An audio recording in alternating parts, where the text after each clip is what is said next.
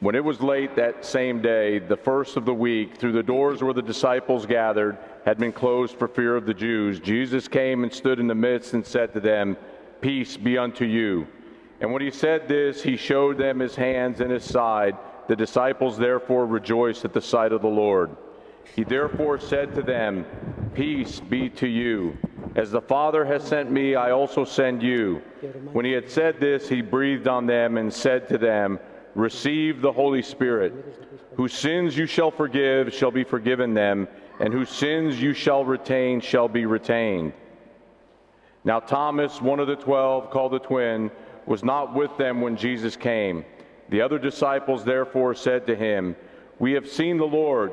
But he said to them, "Unless I see in his hands the print of the nails, and put my finger into the place of the nails, and put my hand into his side, I will not believe."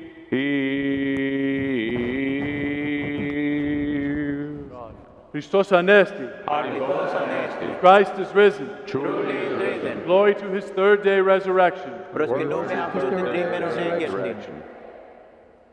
Christ is risen from the dead by death, trampling down death, and to those in the tomb bestowing life.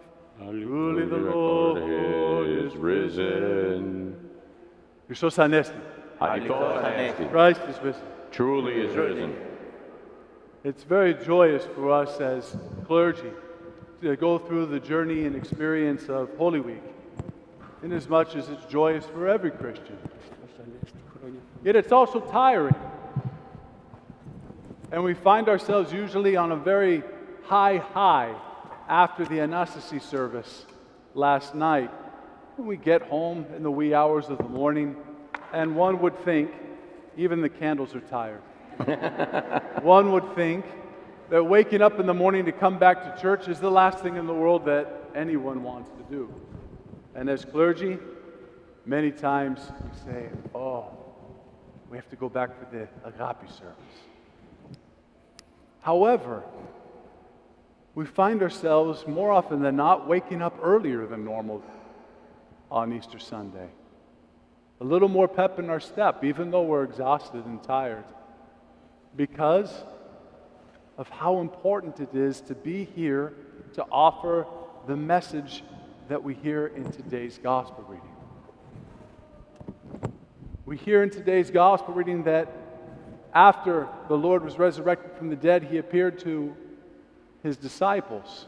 And Thomas, as we know, as we just heard, seemingly had some doubts when he heard that Jesus was back. And he says, "I'm not going to believe unless I put my hand in his wounds."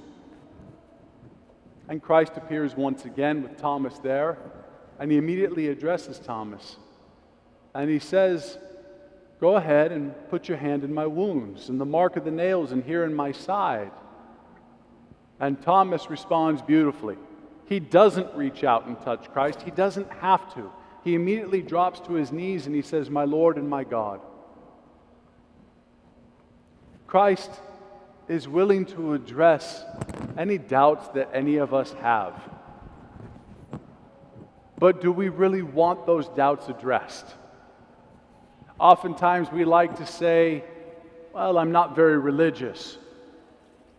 The infamous, "I'm spiritual but not religious," which simply means non-committal. Or, "I don't know if I believe." If we find ourselves in moments of doubt,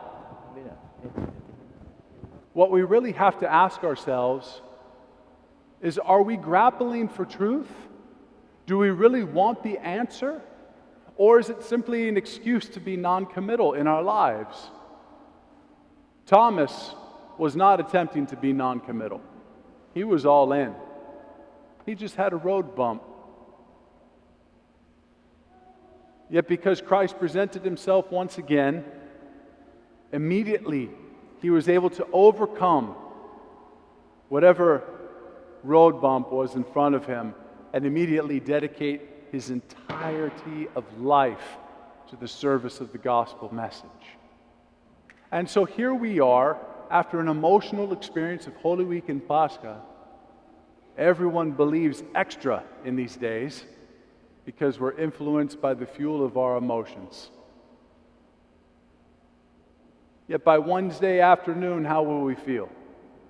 Will we be back to the doldrums of life? And if so, when we say, I wish that I could recapture the faith that I had just a week ago during Holy Week, what we really have to do is ask ourselves, do we really want it? Do we really want to be on fire for the faith? Do we really want to live as true Christians? And if the answer is yes, then return to church next Sunday, because God will be here again. Just as Christ re-engaged the disciples and helped Thomas, Christ will be back here next Sunday. And in the divine liturgy, he will present himself to each and every one of us. If we truly want to be high and hot for our faith, then we'll be here again in 1 week. I pray that the Lord, who is ever present in each and every one of our lives, will be enough for each and every one of us, because there is nothing else. There's nothing above, there's nothing beyond. Christ is risen from the dead. By death he has trampled down death, and to those in the tomb he is bestowing life. Such is our motivation. It's a blessing to see you here this morning, and even more so I look forward to seeing you next Sunday. Please come forward to venerate the icons of the Anastasi and of our Panagia, and go unto your day in peace. Christos Anesti. Alithos anest. Christ is risen. Truly is risen.